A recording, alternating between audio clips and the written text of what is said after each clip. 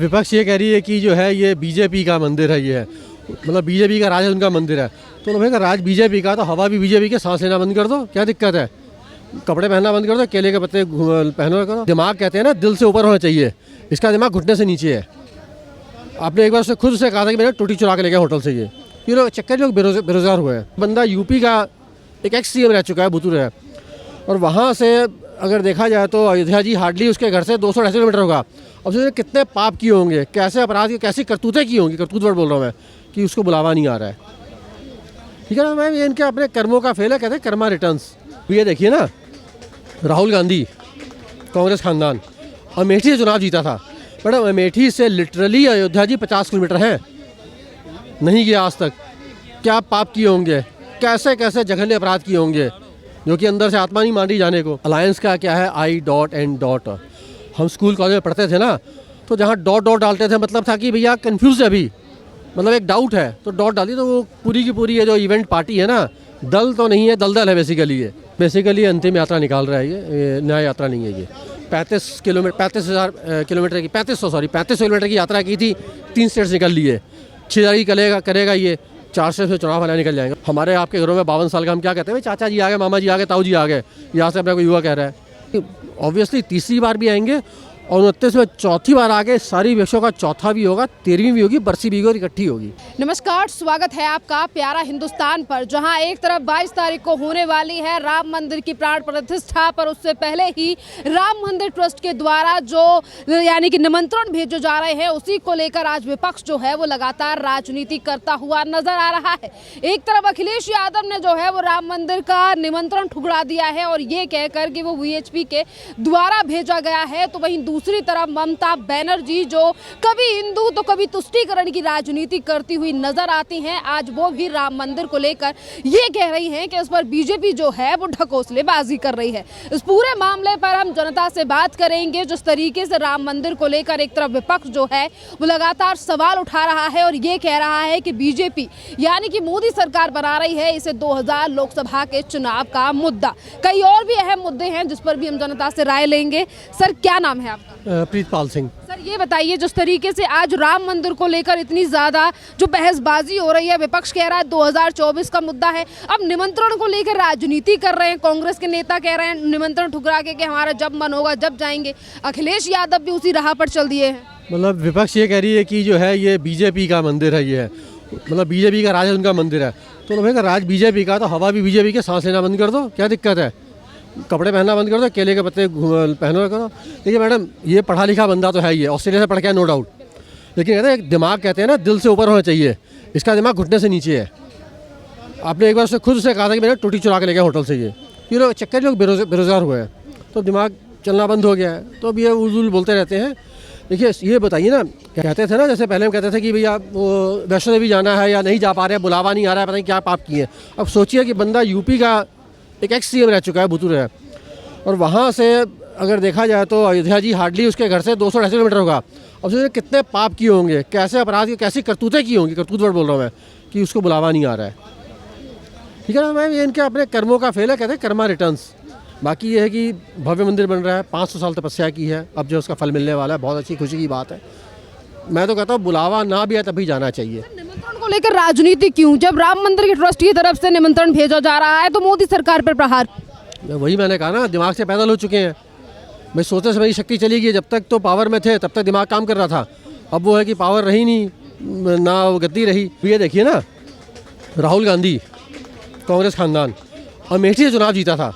Madam Amethi से literally Ayodhya ji 50 kilometre है, नहीं गया आज तक।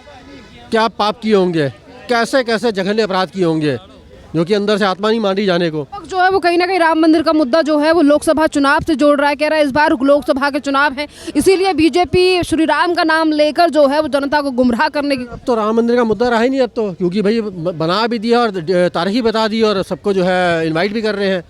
तो मेरा विपक्ष का मुद्दा कोई है ही नहीं अब। भाई 60 साल विपक्ष का राज था, उन्होंने कुछ नहीं किया। भाई तुम करते, तुम मलाई खाते, ठीक है ना, ठीक है। जबकि राम मंदिर बना है, देखा जाए तो सुप्रीम कोर्ट के ऑर्डर से बना है, लेकिन विपक्ष कह रही है कि मोदी ने बनाया। ठीक है, मान लिया, सरकार मोदी जी की है, भाजपा की है, जब तुम्हारी सरकार थी तुमने क्यों नहीं बनाया? तुम बनाते, तुम उसका श्रेय लेते। लेकिन मैडम सीधी बात है, काम कोई भी सरकार शुरू करे, जिस सरकार राज में ख़त्म होता है ना, श्रेय वो सरकार लेती है। और मोदी जी भाजपा जो है इसका श्रेय ले रही है, और अच्छी बात लेना चाहिए। कम से कम 500 साल बाद द्वार खुल रहे हैं। मैं तो खुशी की बात है, मैं तो विपक्षियों को भी खुशी की बात है कि तुम्हारे कहीं पाप धुलेंगे, वहाँ पे आओ, आके माथा टेको, अपनी जितनी गलतियाँ की है माफ़ी मांगो, रामचंद्र जी जो है माफ़ कर देंगे सबको। इंडिया अलायंस में जितने भी नेता आज हिंदुत्व के गीत गाते हैं और ये बोलते हैं कि हम भी ब्राह्मण हैं या हम भी हिंदू हैं, आज वो राम मंदिर को लेकर खुश नहीं दिखाई दे रहे हैं। मैडम अलायंस का क्या है, I.N. हम स्कूल कॉलेज में पढ़ते थे ना, तो जहाँ डॉट डालते थे मतलब था कि भैया कन्फ्यूज़ है अभी, मतलब एक डाउट है तो डॉट डाली, तो वो पूरी की पूरी ये जो इवेंट पार्टी है ना, दल तो नहीं है, दलदल है बेसिकली ये। तो ये डाउट है, ये मतलब कि है कि यूनाइटेड बाय स्कैमस्टर्स है और डिवाइडेड बाय डॉट्स हैं। ये इनका जितनी भी आज तक जो इनकी बैठकें हुई हैं, जो इवेंट्स हुए हैं, उसमें अमूमन एक आध दो बंदा एब्सेंट होता चला गया है। और 24 तक आते आते शायद 2-4 बंदे एब्सेंट होंगे और 2-4 बंदे एब्सेंट हो जाएंगे, दोनों साइड से। मोदी सरकार को उखाड़ फेंकने वाला विपक्ष जो है 2024 डर से गठबंधन बना है, और मैडम डर से जो बनता है ना वो नाजायज़ संबंध होता है, वो गठबंधन नहीं होता है। वो अगर मान लीजिए 1%, मतलब एक ज़्यादा बोल रहा हूँ मैं, पॉइंट परसेंटाइल में अगर वो जीत भी जाते हैं चुनाव, ये फिर दोबारा चुनाव करने की प्रधानमंत्री कौन बनेगा? 26 जने हैं, 2-2 महीने के लिए कुर्सी बैठेंगे, तो ये तो पॉसिबल नहीं है। ये तो कहीं दूर दराज से इनका कोई मतलब इनमें से कोई पीएम मटेरियल नहीं है। हाँ, पीएम मटेरियल बहुत सारे हैं, मतलब कहीं जो है क्लर्क मटेरियल बहुत बंदे हैं, सोसाइटीज़ के लिफ्ट मैन बनने वाले बहुत बंदे इनमें हैं, लेकिन पीएम मटेरियल इसमें कोई भी नहीं है। तो फिर ये भी कह रहे हैं ना कि विपक्ष ने आज मोदी सरकार ने जो है वो जनता का भविष्य बर्बाद कर दिया है। राहुल गांधी आज देश को न्याय निकालने के लिए जो है वो न्याय यात्रा भी शुरू करने वाले। वो कहते हैं देश में महंगाई बेरोजगारी है, पर बीजेपी जो है वो इन मुद्दों में बात नहीं कर रही, श्री राम का नारा लेकर चल रही। तो मैडम बेसिकली अंतिम यात्रा निकाल रहा है, ये न्याय यात्रा नहीं है। ये 35 किलोमीटर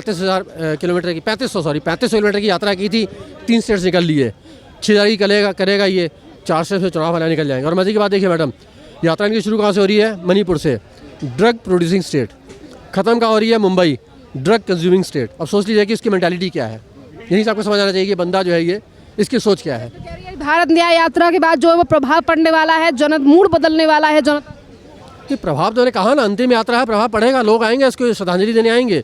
60 साल तक जो है विदेशी पुत्र के इसमें जो है 52 साल का अकलमंद, मैडम अकलमंद 2 वर्ड है। हमारे आपके घरों में 52 साल का हम क्या कहते हैं? चाचा जी आ गए, मामा जी आ गए, ताऊ जी आ गए। यहाँ से अपने को युवा कह रहा है। कभी जो है वो करोल बाग जाके बुलेट का नट कसता है, भाई बुलेट के नट बिल्कुल ठीक ठाक है तो अपने नट कस ले। कभी वो ट्रॉली वाला लेके ब्रीफकेस बन जाता है। अब ये देखिए ना, आज की डेट में अगर आप भी ब्रीफकेस लेके चलेंगे ट्रॉली वाला, तो आप उसको पुल करेंगी, ठीक है ना। अब मजे की बात देखिए मैडम, ये जो एक पिक्चर आई थी ना अमिताभ बच्चन की, जिसमें वो अमिताभ बच्चन सिर पे लेके चल रहा है और पीछे गाना बज रहा है कि सारी दुनिया का बोझ हम उठाते हैं, लोग आते हैं, लोग जाते हैं, हम वहीं खड़े जाते हैं। लोग आ जा रहे हैं, वो बंदा वहीं खड़ा है और वहीं खड़ा रहेगा। ये आने वाले 20 साल बाद भी जो है ना, कोई ना कोई यात्रा कर रहा होगा या कुछ ना कुछ ये कर रहा होगा। ये इसका फ्यूचर कहीं नहीं है।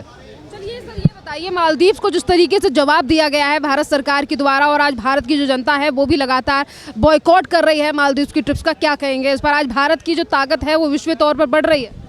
मैडम इसमें कोई दो नहीं, आज से नहीं बढ़ रही है, तो 14 से जो है देखा जाए तो भारत का जो है एक नाम जो है विश्व पटल पे आ गया है। ये मतलब आज बच्चा जो है, मतलब वर्ल्ड में आप एक मीडिया के बंदे हैं, आप वर्ल्ड के किसी कोने में जाके किसी से बाइट लीजिए, उसे पूछिए you know his mister Modi, जब आपने कहा या he is a very wonderful very powerful person. बाकी ये जो जिसके आप नाम ले रहे हैं, जो 26 चोर इकट्ठे हुए हैं, मैं चोर नहीं चिरकुट कहूँगा मैं, इनके बारे कोई ये एक लाइन ही कहेगा। ये वही ने कहा ना, ये लोग पीएम मटेरियल नहीं है। मोदी जी की आप बॉडी लैंग्वेज देखिए, इनकी आप बॉडी लैंग्वेज देखिए, इनका चलने का स्टाइल देखिए, बात करने का ढंग देखिए। ये देखिए ना, अभी जो वॉर चल रही है ये रशिया यूक्रेन की, between the war without any humanitarian corridor, मैं दोबारा रिपीट करूँगा वर्ड ये, without making any humanitarian corridor, कई हज़ार स्टूडेंट्स को निकाला गया। उसमें इंडियंस भी थे और कई बाहर के देश के भी थे। सिर्फ वो एक भारत का झंडा लेके निकले हैं। अब आप इमेजिन करिए अगर इनमें से कोई प्रधानमंत्री होता है ये 24 चोरों में से, was it possible? Not at all. मतलब ही नहीं है कि कोई ये हिम्मत करता ही है। तो इस बार जो है वो डंका बजने वाला भाई ऑब्वियसली तीसरी बार भी आएंगे और 29 में चौथी बार आगे सारी विषयों का चौथा भी होगा, 13वीं भी होगी, बरसी भी होगी, इकट्ठी होगी। आप बताइए सर, क्या नाम?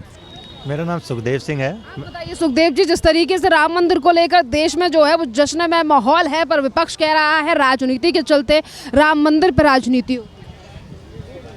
देखिए, इस देश में मर्यादा पुरुषोत्तम भगवान श्री राम कोई विषय की वस्तु नहीं है कि हम उसके बारे में चर्चा करें। ना ही मैं इतना बड़ा हूं कि मैं भगवान, हम उनको भगवान बोलते हैं, भगवान श्री राम। विपक्ष के पास राम मंदिर का कहते हैं कि जब इसको एक बार दरवाज़ा पीवी नरसिम्हा राव जी की सरकार थी, तब राजीव गांधी जी के समय भी ये शायद खोला गया था। तो जब उन्होंने प्रयास किए, उसके बाद ये जुडिशरी का मुद्दा बना 1992 के बाद, फिर सब जुडिशरी रहा, अब आके इसका फैसला हो गया। फैसला हुआ, दोनों पक्ष खुश हैं, ऐसा नहीं है भी है कोई और तीसरे दो, इवन मेरे सामने थर्ड पक्ष भी है इसमें एक। खुश है पर राजनीतिज्ञ खुश नहीं। राजनीति की आप सुनिए, इस देश में भारतीय जनता पार्टी का जो जन्म उद्गव हुआ था वो राम मंदिर के नाम पे हुआ था। जब अडवाणी जी ने रथ यात्रा निकाली थी तो एक इतनी टिकटें बांटी गई थी। जो आज राम मंदिर का जो स्टेचू फोटोएं जो भी बिक रहा है, बिल्कुल वही फ़ोटो थी। वो फ़ोटो थी उस समय 50 पैसे की टिकट बनाई हुई थी, 50 पैसे, 1 रुपये, 1.5 रुपये, 2 रुपये। मैं भी तब बच्चा स्कूल स्टूडेंट था, हमने भी समर्थन साथ दी थी। वो श्रद्धा का विषय है और उसमें ये देखिए जो हिंदू है, और मैं कहता हूँ सभी को इसमें कोई ना तो बुलावा आना चाहिए। ये बताइए 2024 में अब लोकसभा में प्रधानमंत्री किसे देख? देखिए निश्चित रूप से ये देश एक, कहते हैं कि जब आप कुछ सुधारना चाहता है तो आपको एक कड़े फैसले लेने के लिए डिक्टेटर होना पड़ता है। अगर हम फिर वही, वाजपेयी साहब एक बहुत बढ़िया प्रधानमंत्री थे, लेकिन उनके साथ दिक्कत ये थी, उनके साथ 24 दलों की पार्टी थी, बड़ा मुश्किल था। उनकी वो यदा कहते उनकी पंक्तियों में, उनकी कविताओं में उनका दर्द झलकता भी था वाजपेयी साहब जी का, भी मैं इनको संभाल नहीं पा रहा हूँ। तो निश्चित रूप पे एक बार और इनको अगर जनता खुश है, वोट जनता ने देने हैं। 140 करोड़ का ये देश है और इसमें जनता ने मन बना लिया है, और इवन के इसको अब विपक्ष के पास कोई मुद्दा नहीं है, जबकि विपक्ष को चाहिए था वो उठाए शिक्षा का, बेरोजगारी का, स्वास्थ्य का, वो इनको घेरे शिक्षा के लिए भी। आप भरोसा करेगा नहीं कोई विपक्ष? बिल्कुल नहीं करेगा, क्योंकि राज्य सरकारें हैं जो भी अलग अलग, कुछ स्टेटों में अलग अलग सरकारें हैं, क्षेत्रीय दलों की भी है, अदर पार्टी की भी है, लेकिन जो पूरा जो सिस्टम जाता है, जो एक केंद्र का जो काम रहता है, वो काफ़ी बेटर तरीके से हो रहा है। कुछ इशू हो सकते हैं, जैसे पंजाब में एक इशू है कि उनको कोई उनके TDS वगैरह या कोई GST वगैरह काफ़ी पैसा रिफंड नहीं हो पा रहा, लेकिन वो इशू, वो सरकार तो आप पार्टी, हमारी पार्टी सरकार तो इसको इशू बनाती है, हमें मोदी पैसा दे तो हम किसानों में बांट दें, लेकिन उसके भी अभी कुछ कारण है, इशू है कि उसके कुछ टेक्निकली या कुछ जुडिशरी के कारण हैं कि जो ये काम हुआ, जो उनका बाकी रहा, वहाँ उसकी कुछ जांचें चल रही है।